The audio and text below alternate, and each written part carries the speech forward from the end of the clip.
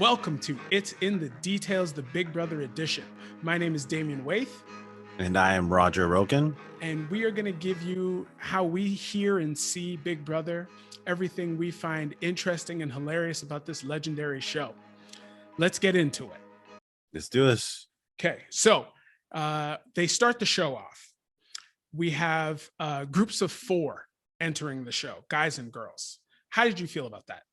Well, it is also the first season that they've introduced a higher number of what are they called? Contestants? Diversity. Persons of color. Yes. Right.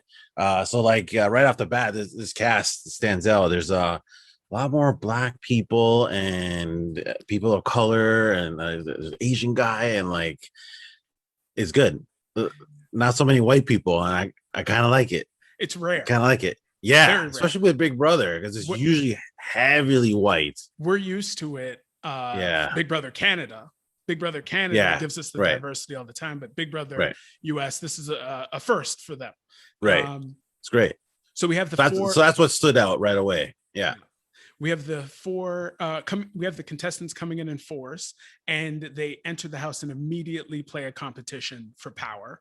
Okay. So the 4 winners of the competitions were Frenchie, Whitney, Claire, and Christian. Are those the people you saw winning when they came in? I didn't think Frenchie was going to be as good as he was, but he seemed to have dominated that first competition overall, because spoiler, he won out of those 4. But the other ones kind of surprised me a bit. Christian, I thought was gonna win, but the 2 girls, I thought other girls in that heat were gonna win. This is a competition I would not want to win, because it's top 4 right off the get-go, and it's I think this is the one I would kind of throw if it were me. But speaking of competitions not wanting to win, right, we'll flash forward a little bit, but Frenchie managed to win 3 competitions in the first episode. He got credit for 2 of them, and put the largest target on his back in the first episode right away in Big Brother history. But in that first episode, he used the wins and the power to give himself relationships with everyone in the house. He went around talking to everyone, being you're safe, we're good, a high five. He even told the women yo, I'm not putting any of you up. It's gonna be a beefy dude that's going up. What was the word that he used? Meathead. That's it. Yeah. Meathead. So from that point of view, in that first episode, I'm I think Frenchie's in a good spot. The thing I'll say about Frenchie, though, is they gave him that little gambling competition towards the end of the episode, which he ended up winning, but didn't really get any credit for.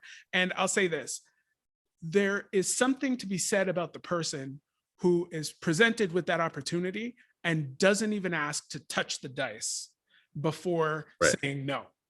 If you touch those dice and find out they feel like sandbags, you're going to win that competition. Right. But he didn't even think about it. You think it wasn't even an option to you got to ask. You got to say, hey, Julie, can I touch those dice before I answer? You know what I mean? Because you know for sure. Or give me a practice throw. Something. And then other side. Ask something. Right. Yeah. But he failed to do that. So as would you have taken the chance? If I got to touch them dice? I don't know. In his spot, I don't think I would have taken it. Only if I could touch them. If I couldn't touch them, I would have said no. I would have said no too. You can't go from safe to not safe in the first game. And further to what you said, he had all the power. And unlike any other head of household I've ever seen, he goes around giving information to everybody instead of receiving information from everybody. Right. And worse than that, he's in a team of 4 and does not consult anyone in his team about what he should do or could do in an automatic alliance. That was weird, because you figured your teammates would be your alliance automatically. Because you don't want one of your members to go down, because then you're down a player, a chance, a percentage. in playing in comps and stuff, right? Like, yeah, I don't know. That was weird. That was kind of weird. I didn't notice that at first until you mentioned it. No, actually, Yeah, extremely. It was tonight's episode, the eviction episode, that I realized that certain teams are not seeing themselves as a group, or other teams are seeing themselves as an alliance. Like it's those four because they realize. So it's just interesting seeing how the four groups are going right now. Right. So then we have, if we slide forward a little bit, we have Frenchie walking around the house telling every girl he sees that you're safe. Right. I don't want a girl to go up. And then his meathead plan falls apart and he refocuses to a showmance that doesn't exist. Right. Okay. Christian and Alyssa. Alyssa, whom to me felt like furniture in the house. She just had no presence, wasn't really getting anything done. We find out later she suffers with anxiety. So that makes sense why you weren't really out there putting yourself out there. Right. So at the end of episode 2, I believe, Frenchie nominates Alyssa and Kyland. Right. What did you think of those noms? Random. Completely random. Confusion. Because he told the girls, especially Alyssa, he pulled her aside and was like, he's like, yeah, I think he said the same thing to her, didn't he? Yeah. He's like, you're not even like nowhere near my vision. Like, I don't even see you right now. Yeah. And she's like, oh, I appreciate it. So like to see her up was like, that was weird. And like, so that's what game wise, that was a terrible move, because now like all those deals he made with people are now in question because the guy made a deal with her and then broke it. So his credibility went down the drain. And then the other guy, Kyland, like I think was one of his buddies. Yeah. And it's like, why'd you put him up for? So the POV episode comes on. It starts out, as I said, pure confusion. All of the fans at home are confused about these nominations. All of the house guests are confused about these nominations. Frenchie is confused about his own nominations, right? So then we have Alyssa goes to talk to him, right? Alyssa goes to talk to him and tries to find out what's up. Right. She tells him, I'm not with anybody. I'm not coming after you. Why did you do this? He says the showmance. Right. This was one of my favorite parts of the episode. Okay. He says the showmance. She goes, there is no showmance. Christian, whom she's thought to be in a showmance with, is in the room. And he goes, you know what? The only thing I could see about the showmance is our appearances. He's like we would look good together. We would look good together. Right? And she looks at him like, are you crazy? We've known each other for 48 hours. I'm going to give my whole game for you. Christian, I'm not fond of calling people meatheads. But he is. Yeah. He is. He might be a meathead.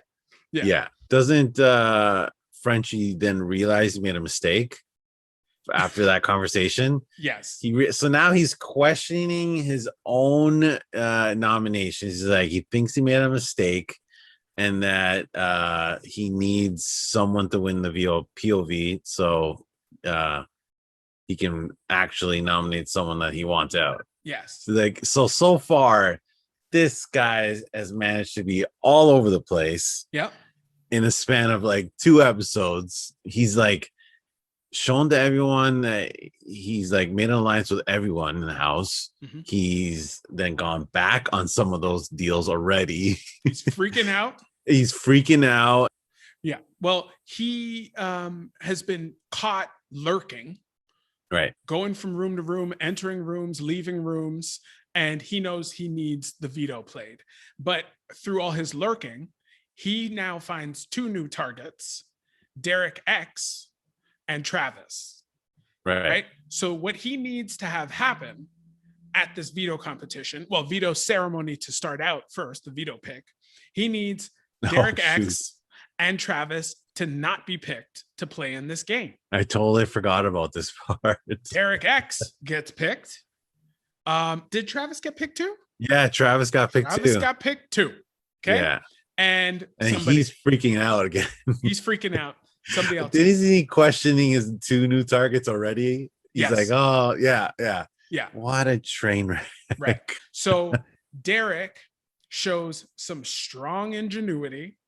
He reverse engineers the puzzle for the massive cocktails. He works from the bottom up. Everybody else works from the top down. He steals their answer from the top. He's already solved the bottom. He crushes it, wins the veto. I will say, even though he looked great, right? Everyone else looked pitiful. Just a pitiful performance from everybody else involved. Derek X wins the veto, right? Yes. He is now... He needed to, because he thought he was going up, right? Correct. However, in a house where no alliances seem to have been created yet, there has been nothing but turmoil, and the head of household is bonkers. What are you going to do with that veto? Okay. I don't know that anyone not on the block has ever used the power of veto week 1, because why? Right. But Derek finds himself in a position where he's just happy to be safe, and he's going to do whatever Frenchie tells him to do. Right. Frenchie starts the conversation out with, I want you to do whatever's best for your game. Okay. Cut to Derek. You have to use the power of veto, and you have to use it on Kyland. What? I didn't. So weird. What? It's so weird. And then he did, right? And then he did. And I remember watching the clip right after he used the veto, and it's like, I had to do this because that's what Frenchie wanted. And I'm like, I don't. Who cares about making that HOH happy, right? Like, that guy's he went from being so high to like the lowest stock in the house in a matter of like a day. Like, who cares? Like, like I said earlier, I don't think he's going to be in the game much longer. I'd be surprised if he was there past week 3. The thing about Frenchie is, there's many things about Frenchie, but Frenchie immediately reads as the person who's been watching this from their couch, saying, you know what I would do if I got in there? You know what I would do if I got in there? I definitely wouldn't let any of these strong alpha guys win.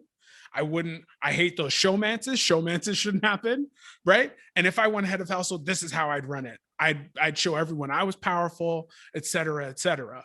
Right. So the thing for me is, he won all those damn competitions day 1, right?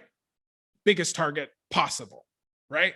Then you go through an entire week of playing the worst game of Big Brother we've ever seen. Is he still a target? I don't know. It's the worst. It's of a head of household, of a person with the power. I can think of one that was similar, but I would say maybe worse. No, worse, because he ended up getting removed from the game. Russell Hance's brother, Willie. He won all the comps in that first week. And like did the exact same thing Frenchie did, is like made alliances with everybody and like blah blah blah, and like, but it was like too much. He was overboard. He was going way too fast, way too hard, and people didn't like it. And he goes out week 2. Yeah. I promised a Frenchie quote. Okay. So before he put up Travis as the replacement nominee, because he puts up Travis as the replacement nominee, right? Frenchie says, farming is not always sunshines and rainbows. Sometimes you have to choose in a herd of cow who to call, even if it's a stud bull. And I know there's a stud bull in this game I can't beat. Frenchie is a farmer, and he won't let us forget it. Okay, fine. Who do you think is getting these quotes, Frenchie? Like, you're not out here dropping knowledge on these 22-year-olds. They don't give a shit about any of these dumbass quotes. They don't. No, they don't.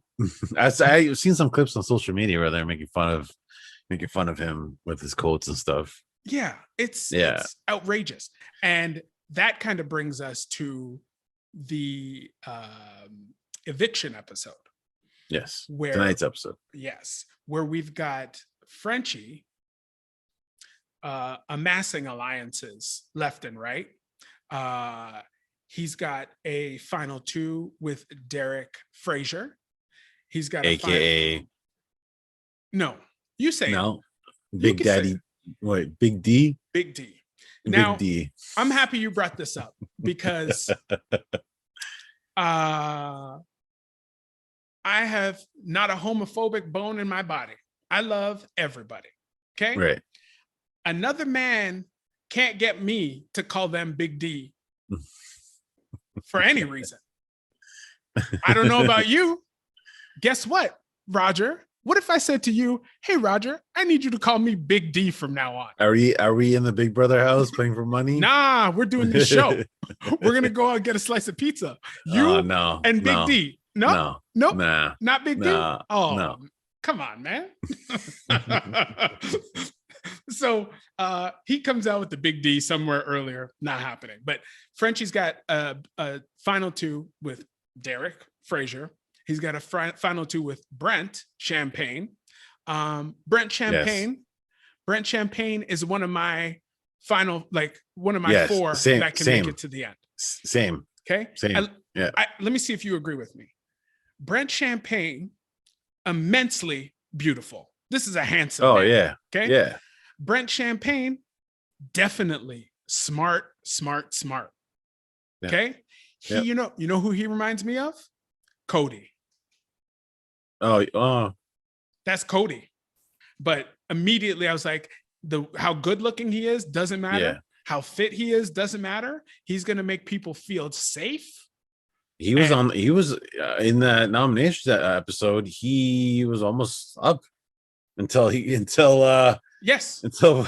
Frenchie talked to him and he changed his mind. Well, he was on the chopping block of the meatheads. Yeah. And it was either him or Christian, right? I think so. Yeah. Christian was the number one meathead. Yeah. They had that cut to of Frenchie talking about meatheads, and they cut to Christian with cornrows on and tinted glasses. Right. And how did that happen, by the way? I don't know, but it was hilarious. But anyway, so Frenchie and Brent talking in the head of household. That James Franco movie? Yes. I know what you're talking about. But Frenchie and Brent are in the head of household room talking, and they're getting to know each other. And Brent drops the I don't have a dad anymore on Frenchie, and Frenchie immediately melts because he's got 3 kids, and all of a sudden they're best buddies. But they're teamed up now, and we move towards the vote, and they are trying to decide, is it going to be Travis? Is it going to be Alyssa? And you see some teams talking about whether or not they should stick together as a team. You see some people talking about if we should do the best thing for themselves. And we've got a vote of 11-2. Yeah. Travis is going home. And week 1. This guy didn't even get his own team to vote for him. Yes. Is it more surprising to you that 2 people decided to keep him, or that his team did not vote to keep him? Week 1, what you have is a clear vote. Everybody votes the same way because no one wants to appear to be on any side. And these 2 people decided, we're gonna stand up for our boy Travis. We want him to stay in the house and forget what those other 11 people have to say. That's outrageous. The vote should have been 10-3, right? Oh wait, how many? No, it was 12-2, right? 11-2. It was 11-2. Yeah, so it should have been 10-3. His 3 teammates should have voted for him because in their best interests, they needed all their teammates together. 2 people, Claire and Kylan, did not vote for him, and they were on the same team. Did not vote for Travis. That to me, that looks weird. Because your logic makes sense. Like in that first week, everyone should vote together because you don't want to ruffle any feathers. But in this is different because they're doing teams right off the get-go. Mm-hmm. So like of all the times to get away with not voting for the right person, like those 3 people, like Tiffany, could have voted for Alyssa, and Alyssa shouldn't be mad at them. Like it's just a team thing. Like I'm sorry, like right. However, if you know the other 10 people are voting Travis out, Right. What's the point? I mean, he's not going to jury. He's not coming back in the house. Okay, so you're talking about Tiffany then, right? Like Tiffany is the only teammate it is that voted for him. Maybe as far as she knew, maybe that was the plan. It was for all on the team, and those two backstabber, and that's why I think that makes those two look worse because you've already like lied.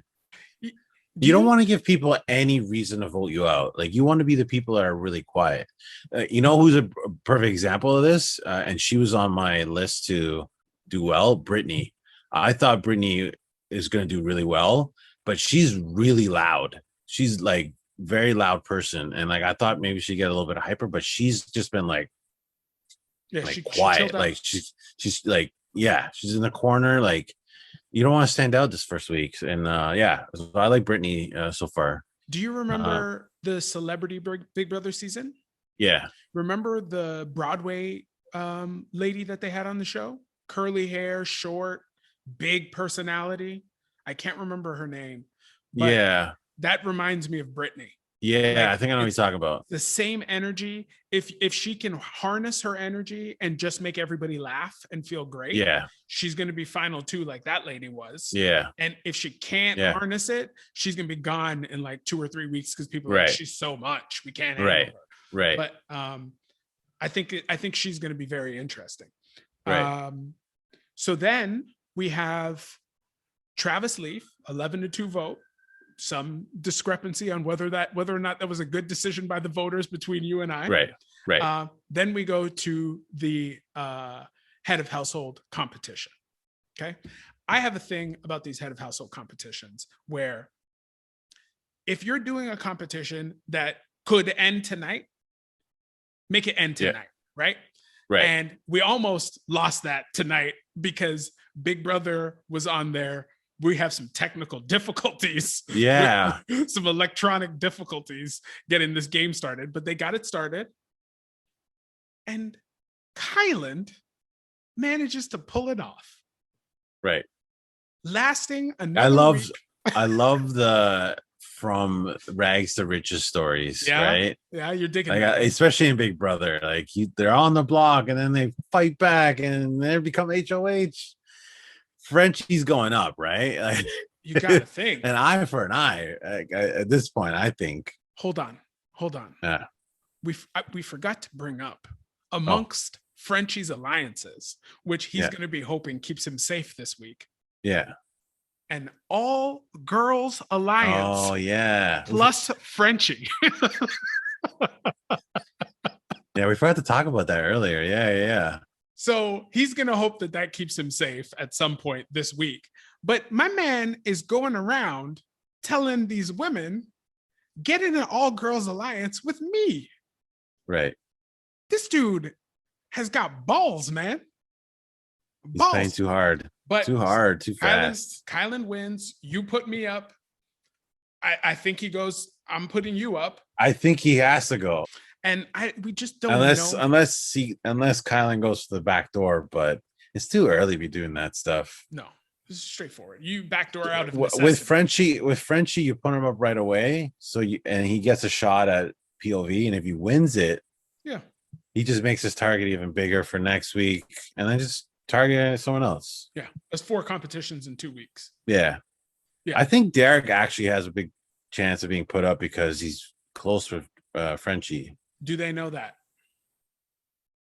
I don't know. Yeah, that's one thing about Big Brother that I always thought about is like all the people that you see talking in the house. It's like you must see all these things. I know you don't see it because of the TV, but like you see when those 3 people are hanging out in that corner and that corner, and like constantly every night the same people. It's like what Boston Rob said about Survivor. You can tell who's in alliances by who's sleeping next to each other at night. Mm-hmm. So, like, maybe see who's sleeping in the same rooms, in the same beds, right? I got a question for you. Yeah.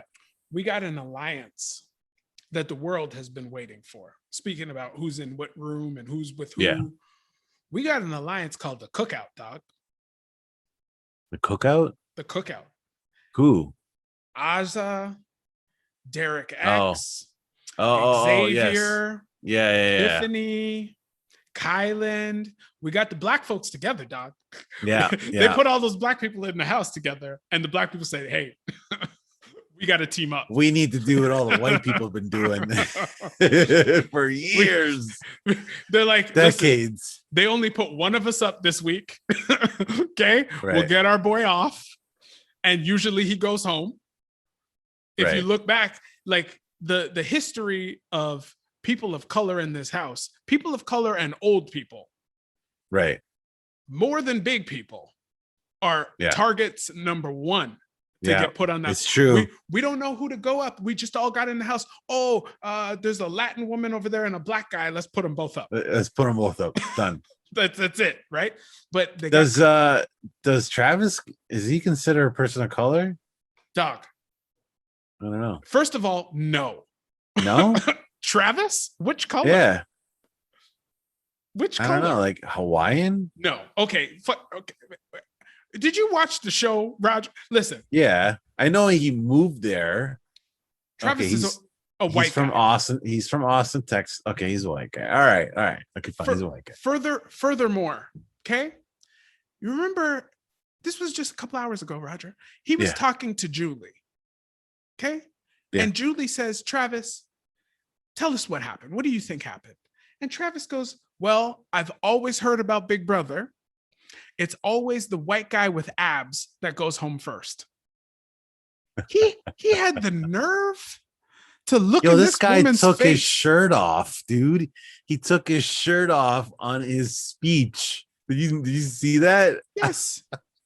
I was like, what is this guy doing right now? I'm surprised no one was like, please put your shirt back on. Travis, Travis, put your shirt back on. We're on a fucking TV show.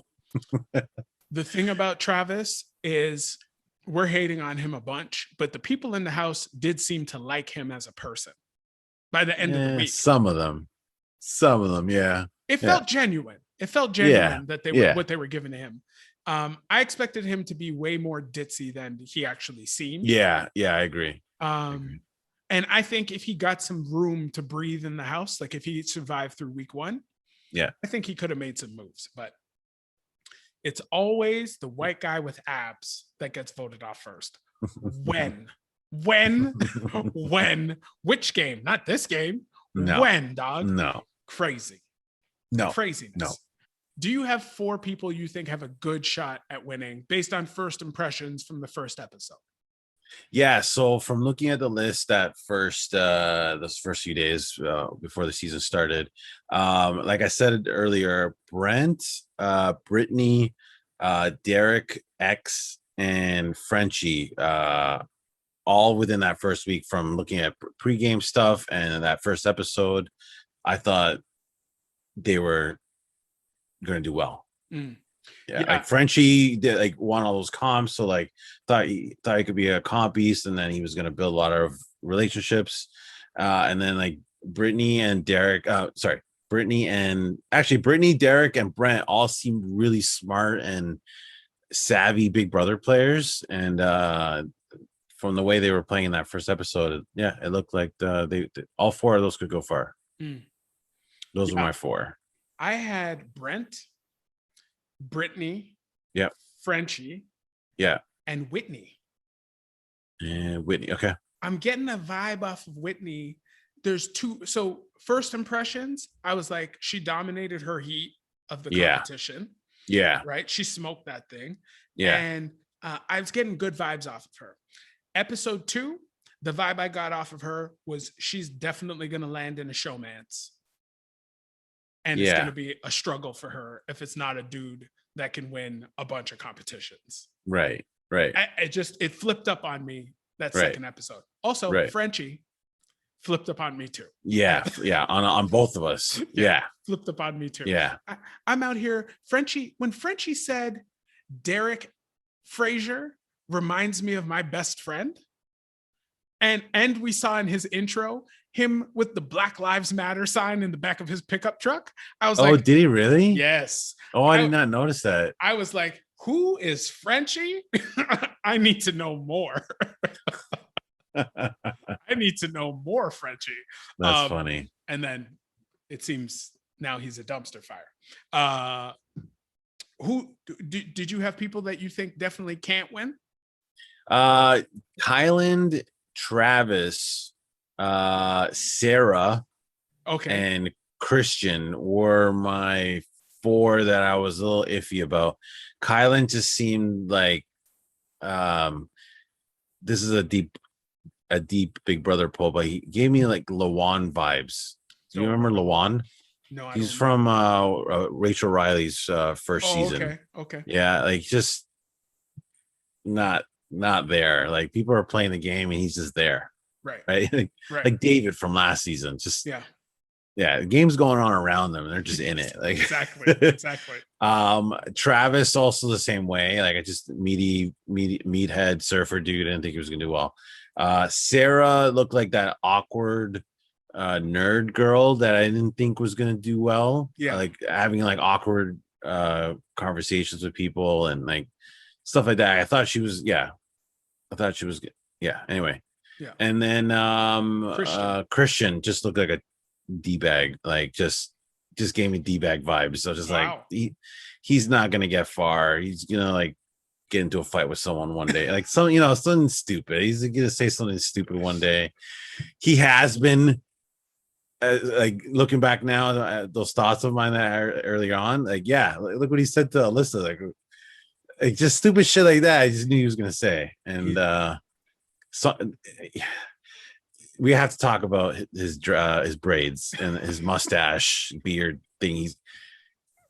I don't know what he's doing, but someone needs to tell him, like someone in production needs to be like, no, you need to shave all this off and get your hair, get a haircut first of all. Okay, so get someone to give you a haircut. No, permit or something, straighten it. Like just no, like oh my god, who put him in those cornrows, man? Like I have a guess. I'm guessing Tiffany. I'm sure it's Tiffany, but like I would have loved to have seen how that started. Yes. Like, was it something that she was like, "Oh, you look great," and he was like, "Oh, I gotta say yes now." Like, I don't know. I think it's more like, "Hey, Tiffany." He looks like James Franco from that movie. Yeah. I think it's more like, "Hey, Tiffany, I've always wanted cornrows. Do you think you could give me some?" Right. Yes. But who knows? All he needs is the grill in his mouth, and it's James Franco in that movie. Franco. Like, Spring Breakers is the movie. Spring Breakers. There we go. I had Tiffany not winning. It was the age thing for me. I right off the jump, I was like, okay, stop telling people you're 40. Just play. Just stop talking about it. And now as we've moved through the episodes, that's kind of gone away. She's chilled out on that. She seems to be integrating with all these young kids pretty good. Then I also had Kyland.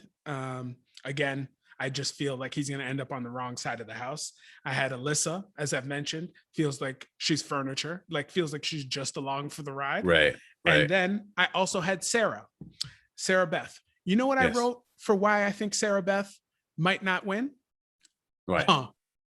I wrote, I just don't get it. I don't get her. I don't get the nerdy vibe.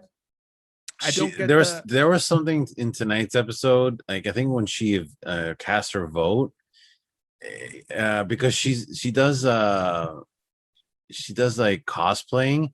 It's as if her personality is a cartoon character, like one of her people that she cosplays as. Like it doesn't seem like a genuine personality. It looks like a manufactured one. Well, the thing is, you bring that up, that's very, very observant by you, because in the veto episode, she was talking, they were asking her about her sexual orientation, right? So she was talking about the struggle that she's had being a bisexual woman, and all of the her upbringing kind of pushing that down, and she doesn't even really understand kind of who she is yet as a person. And I think that's the vibe I'm picking up on. Like who are you? And she doesn't know yet, and we're gonna watch this person grow. And who knows, by week 3, maybe her and Alyssa break out of their shell and kind of understand who they are in this experience. And and they flip me the bird when they eventually see this episode. And when they win. Yeah, when they win. And I'll be happy for them, right? Like, it's a first impression. Right? Well, watch. Those two are going to be sitting in the final two. Wait. We're going to be clipping this. It would be dope. I'd be so happy for them. If the lady who I called furniture, who said she has anxiety, manages to flourish in this crazy house, in this crazy game, that'd be amazing. And if the lady who is learning about herself in all ways figures out how to maneuver, that's your rags to riches story. That's true. Right? It'd be phenomenal, man. Thank you very much for joining us, guys, on the first episode of It's in the Details, Big Brother edition. We will be back next week doing whatever this was. Whatever this is. Remember to subscribe, share, comment, like, review, do all the things. We'll be back in a week. Peace. Later, guys.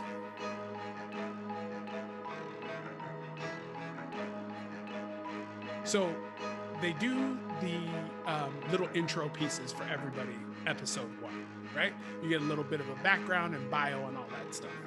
So they got Tiffany, first of all, mentioning that she's 40. And I think she mentioned that she's 40 about 7 times in the first episode. We get it. You're the old person in the cast. Fine. Right. Then they cut to Tiffany and her son. Okay? I don't know if you remember this, but it stuck out to me. Stuck out to me hard. They cut to Tiffany and her son, and Tiffany yells at her son, "Boy, take out the garbage." And I'm sitting here at home like, this is a real boy. Okay? This boy's got friends, friends at school that he has to face. He's on TV getting berated by his mom to throw out the garbage on TV. I didn't even think about that. Yeah. I'm like, hey, shoot a different skit. Shoot any other skit. You don't have to shoot this boy getting yelled at by his mom for something that's not even real. Okay? That's not even real garbage in the bag. Right. Then they cut to Tiffany talking about how she's going to win every competition. And then they show us her putting down one of the worst workouts I've ever seen in my whole life. The lady can't run. She can't lift no weights. She's in her 40s, man. But she can. That's the thing. When she got in the house, she can move. But the skit they shot for the intro was awful. Disaster.